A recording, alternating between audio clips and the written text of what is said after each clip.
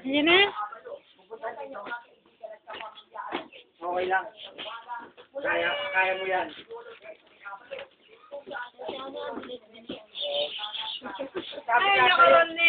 Sabi nga sa'yo, kung ako nakalaga ng kadena nung unang araw, tapos na yun.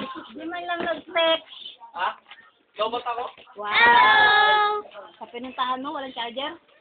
Wala, iba cellphone. Ang bango naman ni Gwen. Iba cellphone niya.